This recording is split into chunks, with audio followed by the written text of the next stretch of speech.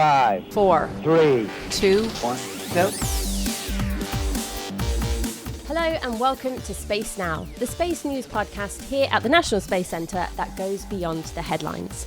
I'm Dhara Patel, a space expert here at the National Space Centre, and today we're joined in the studio by one of our planetarium show creators, Bradbury. He's going to be talking to us all about their latest production and some of the technology that we could see on Mars.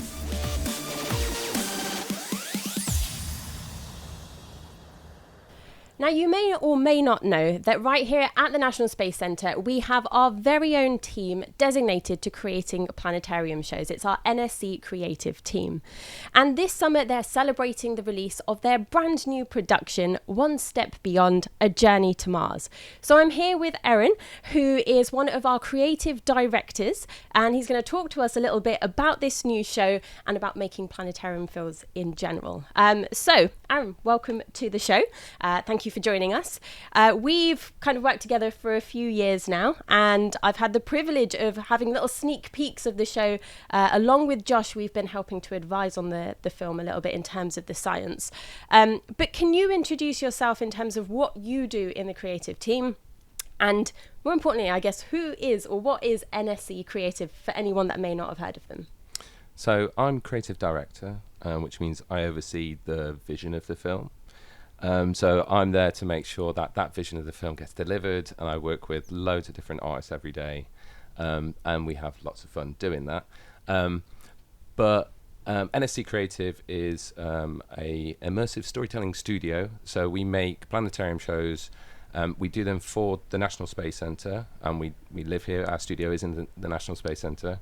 But we also license those shows all around the world.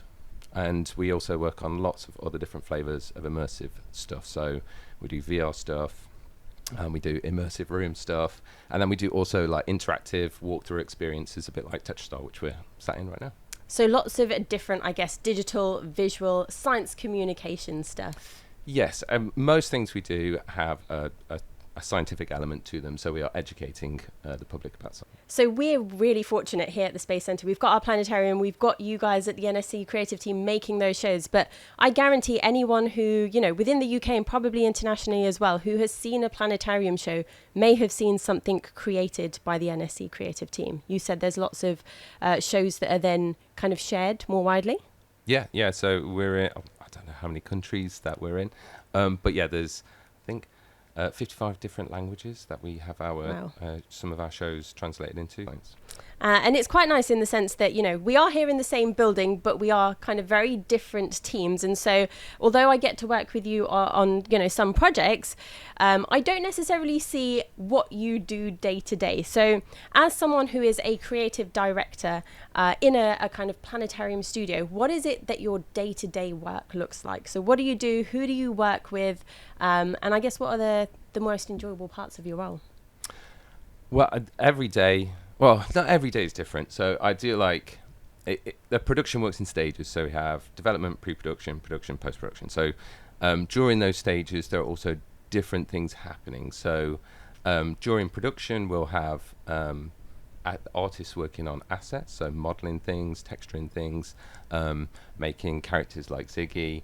And then we'll have animation going on, so we'll have people going in and working on the characters. And my role is to kind of work with each of those artists to make sure that the grand vision is being adhered to, and that everything we do is kind of trying to tell the story that we're trying to tell. But yeah, so my day-to-day, lots of coming up with ideas early on in the production, working with lots of artists during the production stage, and then making things look pretty and wonderful in the final stages. I feel like you're an orchestra conductor, and you've got like everyone working and doing their individual bits, and it's your job to kind of piece that all together and just kind of make it work. Exactly that, yeah. So Erin, what is it that you like most about your job or about creating planetarium shows? What's the most enjoyable part? I think I enjoy working with artists, lots of different people, and to be honest, like chatting to you, like I do get to work with a huge variety of people, and trying to understand kind of what they want to get out of the show and trying to make sure that all gets in there. So yeah, we talk to a lot of our customers across the world. We talk to our visitors here at the Space Centre. And yeah, so I get to work with lots of people, get to work with narrator Richard Armitage and stuff like that. So yeah, that's, I guess, probably my favourite thing. But another aspect which I'm really passionate about is kind of the immersive experience of the full dome experience. So getting people to feel like they're going on a journey. And that's something which, as a creative team, we work really hard at, trying to get people to kind of come out of the planetarium and kind of feel like, yeah, we just went somewhere amazing and awe-inspiring. And then we've come back home and brought a little bit of that with us. So a little bit of an escape. An escape, but I don't know, more of a journey, Okay. I would call it. Yeah, so yeah, a journey where you've learned something. Nice. Yeah. So, Erin, one step beyond a journey to Mars is all about this journey of kind of going to explore the moon and then going beyond that to explore Mars. Mars is very much in the kind of space news and the sort of space headlines in terms of that really does feel like the next big push. And so it's really nice for us to be able to tell that story. And it's the human aspect, or perhaps the little bits that people don't necessarily think about when it comes to actually journeying to Mars, which I think this show kind of delves into, which is really nice. Off the back of that, I guess, would you ever go to Mars? No, I don't think so. I think Why not? So yeah, like having learned more about Mars and kind of what life might be like to live on Mars, yeah, I don't think it's a particularly nice environment to kind of have day to day. I think it would be exciting to be kind of part of that initial group of people kind of going to Mars as pioneers and exploring it and learning about it, but actually living on Mars, I probably wouldn't do. So yeah, Okay. I would probably go to Mars, Okay. but yeah, I wouldn't live there. So there's an awful lot we need to think about with Mars, right? In terms of its environment, it is not suitable for human life. So there's like the radiation, the air isn't necessarily suitable, there's lower pressure. There's an awful lot that we have to think about when we're journeying to Mars. And in that sense, you know, do you think that we'll ever actually achieve getting people to Mars, with the idea of how difficult it is to actually survive there, but also the journey isn't a simple one, right? Like we talk about in the show that it can take over 2 years to kind of get to Mars, be there, and then return to the Earth, especially if you're looking for a very efficient, in terms of the trajectory and in terms of the fuel and the efficiency. It's not a short trip. So do you think we'll actually get humans to Mars? I think our key thing that we're trying to get across is that human curiosity is the thing that propels us to learn, to do scientific research, to innovate technology in order to do that research. And as well, it brings us all together. So like that global collaboration effort that is needed in order to do these amazing, very ambitious projects. So they're like the key things. And I'm pretty sure we'll get to Mars. There's obviously the will to go to Mars and to explore, and there's lots of things, lots of reasons to do so. I think when we get to Mars is another question, big question. But yeah, will we get to Mars? Yes. How will we do it? I think there's a certain political will that is required to get to Mars. Okay. There's lots of boring stuff like the kind of shifting political agendas and stuff like that. That will mean how we get to Mars, but there's a lot of private companies in the sector now, like, you know, can't ignore what SpaceX are doing, Elon Musk's. Very vocal about what the long-term goals are. Yeah, and so like getting to Mars, I think even if NASA pull out of that project for whatever reason, or pull out of Artemis at some point for whatever reason, I think Elon's must drive will be, well, we want to go to Mars anyway, and I think other private companies will probably want to do similar kind of things. So even if it isn't the national organisations, the private companies will likely push for the technology and the drive to maybe go and make our species what they call interplanetary, beyond the moon. Yes. And I think when we talk about, you know, is it good to explore? I think the counter is quite often that there's stuff going on Earth, and that we should be focused on all those issues before we kind of jump ahead and go to space. Sure. But I think there's a place for both of those, and I think that's kind of important to kind of be able to do both of those things and not focus on one. So yes, I think it's within our nature to explore. We are curious creatures, and I think like Ziggy is the epitome of that curious child who just fearlessly wants to explore everything. And I think we do retain that as adults as well, and it's within our nature. So, Erin, this show obviously takes us on a journey kind of to the moon and then beyond to Mars. And this is something that we haven't done yet. So this is like the near future, but actually no one's been to Mars, and we don't really know what that's going to look like. So how is it that in the show we go about making those predictions in terms of the technology that we might see or use to get to Mars, but also what it might be like in terms of that journey or that human challenge? So I guess one of the challenges with the show is that we wanted to show new technology, because one of the things that comes from exploring space is this innovation and new technologies, and they filter down into all kinds of different parts of society. So, and some of those are like now crucial for like life-saving stuff and things like that. So MRI machines, etc., come from that history. The space technology, and yeah. And we wanted to show some technology. We kind of focused on what might be kind of exciting visual stuff on Mars, but we did look at loads of different sort of technology that is being developed for a Martian mission, and kind of try to find the specific little bits that we could include in the show. And we talked a lot as well. So normally, this is where I come to you. Okay. And I say, what are we going to do? What should we include in the show? Like, what's best to communicate to our audience and that kind of stuff. So, shall we kind of recap a couple of those things that we talked about? I was just going to say, first and foremost, it's really difficult because, like you said, we're trying to predict something that hasn't happened, and we could go completely far-fetched in terms of like the sci-fi. There's like a hologram on Mars, or whatever it is. But actually, for our audience, we also want to make this realistic and, like you say, visually engaging, because we're showing this on a dome. So there is a little bit of, we could go wild and wacky, but we're also trying to sort of tame it in and make it realistic enough that it feels like this is actually something that is on the horizon. Yeah, and this is one of those interesting push-pull things where creatively we come up with some wacky ideas, and then we speak to scientists and say... And we say no. We say no. On weird, wacky stuff was a bit sci-fi, was like a radiation shield. Okay. So... because we're like, people are going to be on Mars and the radiation's really high, it would be great to kind of show actually some of those radiation spikes are really really harmful, and some way of them protecting themselves, but there's nothing really being developed that we could show that isn't just going underground or going inside. Okay.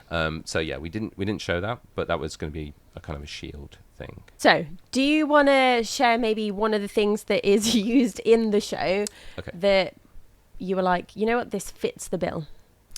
Yeah, so there's a drone in the shot. So we have a drone in a cave, and we know, I'd say that was probably one of the easiest, simple ones, and it's not necessarily the key part of that particular shot, but it's a bit of technology that is being used. So there's a drone, and it's kind of lighting up the cave as the astronaut is exploring through it. And we've sent helicopter and drone type technology to Mars. So it's something where I think people are aware of those kind of things, and also aware of drone technology on Earth and how kind of prolific that is. It feels believable. And it's a simple one that people know what it is. It's really nice that it kind of ties together lots of different parts there, because we know about these sort of like holes or caverns or pits on Mars, and when we talk about living on Mars on the surface, we're exposed to radiation, and so we need to find a way of protecting ourselves from that, protecting the astronauts. And these caves or caverns are a region where we might be able to go underneath and actually shield ourselves using Mars itself. But of course, we need to know whether those caves are safe, or, whether we can live in them. And then you've got the drone technology. I mean, I've seen lights in my back garden flying around, in the late evening, and drones are definitely becoming more of an everyday thing that people can get their hands on. But again, linking back to the science and the missions that have already been sent to Mars with Ingenuity, you talked about the sort of helicopter technology, and it's bringing all of these things together to show how technology may develop that little bit further and then be used practically for our time on Mars. Yeah, and I think we talked about like potentially having it scan the interior surface and stuff like that, but actually the key part of that particular shot, we're talking about the potential for life. So we as part of our research, we kind of came across some potential liquid water. This is where you tell me no, that's not quite right, or whatever. But yeah, we had some research that came up with liquid water at the very base. I think Coprates Chasma was in Valles Marineras, and that's where we actually focus. Our landing site is in the Valles Marineras, and our idea was that potentially in some of these deeper caves, there's potential for some surface liquid water. And so we kind of take that idea and stretch it a little bit and have a little bit of a dripping sound in the background as they're exploring this cave. So yeah, cave exploration and being able to take technology to help humans kind of explore some of those parts. So another thing that I sort of suggested of, perhaps one of the things that you were talking about is like gloves that would be able to have like some sensing capabilities. So we know that on the surface of Mars, astronauts wouldn't be able to just have their hands out and like pick up rocks. They'd have to have gloves on them. But actually using our fingers, we can tell a lot about objects that we're touching, right? Their temperature, their kind of texture. And so one of the things that was suggested is a glove which could detect all these things somehow, have the capability of doing that, and then kind of show it up on a monitor or a screen for the astronaut. So you could pick up a rock with your space glove, and actually on your monitor it'd say how hot or how cold that thing was, what the texture was like, whether it was soft, whether it was hard, whether it was elastic or not. That didn't make it into the show. It didn't, and yeah, it's fascinating technology, and I think even rather than just something that reads out, something that gives you a sensory feedback of those things that you are touching, is such an exciting idea. But again, it's quite hard to get across that someone is touching something and getting feedback from it. And yeah, I guess we could have done like a close up on things like that, but yeah, it felt like it was a little too subtle. Another one we kind of vaguely talked about was this idea of like a handheld scanner. So an astronaut could be using something that they could hold in their hands to essentially work a bit like ultrasound or radar, where it probes into the surface, or that it could be just like measuring the composition of the atmosphere just by holding this stick up. Is that something that you felt would work well in the show? It is. And okay. Yes, so that is in the show. And yeah, I think it's working on a couple of levels. So some of these shots where we show some of the technologies that are being used on Mars, we're actually trying to show a little bit of the humanity as well. So people using them, like what the day-to-day life is like for those astronauts on Mars and what they're kind of doing. So the research that one of the geologist astronauts is doing is scanning a rock, and okay. It's using a LiDAR sort of laser tech. But it's kind of visually, it's very stunning. People kind of know what is going on. We'll kind of know, okay, it's kind of a laser scanner. There's something happening here. There's a visual on the surface of on the screen of the scanner showing the rock with it rotating. So you're getting this idea that there's some scanning going on. There's information coming back from the rock. But also we have a little gag in there. So we hear over the comms, one of the other astronauts says, how's the new scanner performing? And our geologist says, it rocks. You had to have that one in there, didn't you? It's the classic. Whose idea was that to put that in there? Well, me and Paul are both dads, so it's a very dad joke. So okay. Yeah, that was. You've got to have it on there. I've got a couple more that I wanted to add in. So we talked about this idea of, you said landing near Valles Marineris, which is this huge canyon on Mars, much larger than the Grand Canyon here on Earth. And so you've got these sheer rock faces. And actually, if we want to go a little bit further down, you'd need a way to get those astronauts from the top of Valles Marineris down to the bottom. And we talked about this idea of like a cliff elevator. Did that make it into the show? It did make it into the show. Okay. And I think the key part of that sequence is you get this amazing experience of following an astronaut going up and talking about their experience being like a dream. So they're amazed they're in this amazing place. But you're also seeing this incredible vista of Mars. So you're seeing the canyon from within it, and I think some of those points of view of Mars are quite exciting for our audiences to see, because when they see images of Mars, quite a lot of the time they're of the surface of Mars, or they're of sort of some of the craters in Mars. Sure. But actually seeing this stunning, huge canyon and this amazing vista, I think that's quite exciting and new for them. Yeah, the cliff elevator thing, I was like, this seems quite far-fetched. That's a huge engineering feat to build on Mars, but actually there's a practical element of why we might want to have something like there. Yeah, and we went through a number of iterations when we were designing the lift. So we started with something that was quite bulky, and then we stripped it down until it is literally just two kind of poles that go up, and the elevator goes on the side of those. So it feels quite, I guess, realistic in terms of its construction is quite minimal. Okay, last one I've got is, we're talking about moon exploration, and one of the things that's currently being developed is the idea of this like huge moon buggy, and it's essentially a moving semi-autonomous vehicle that allows astronauts to almost live, work, and drive across the surface of the moon. Yeah, that sort of tech is, it's incredible on the moon. That is being developed by Toyota. And yeah, there's a version of that cruiser in the show on the moon. Nice. Okay, so I'm probably going to drop you in it here, but we're going to see what we've got. I wonder, because you obviously, have oversight of the show, and there were many, many more things that were probably put on the tables in terms of it'd be great if we could show this or that. Were there any kind of like weird, wonderful, wacky technology that you really liked that perhaps didn't make it into the show? It's incredibly boring, but I thought it was really exciting and interesting.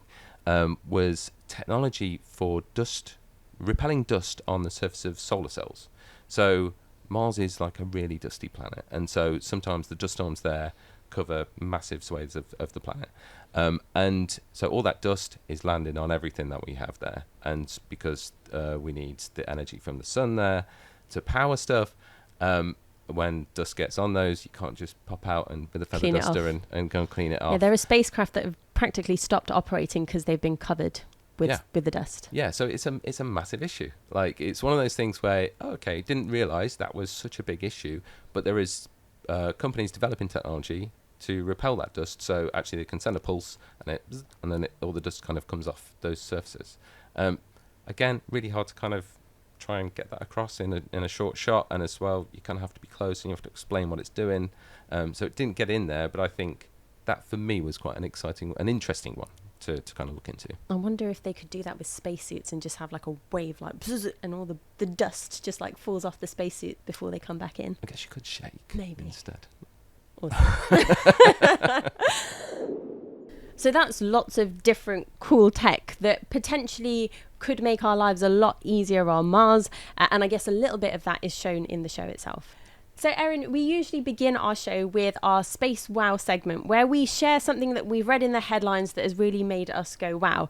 But we're going to flip this and ask you today to share if you have any Space Wow. So this could be to do with something that you've learnt while making the show, or perhaps in your 15 years here at the Space Centre, something that you've learnt that has just been like, that is incredible. So something springs to mind immediately with this, which is it's based on a film which is by Ray and Charles Eames. It's from the 70s, and it's called Powers of 10. Okay. And it's where we zoom out from a place on Earth and we zoom all the way out of the universe, to the edge of the universe. And I was privileged enough to go to the International Planetarium Society Conference in Chicago, where the film was actually originally filmed. And they were doing a version of this in their planetarium. Okay.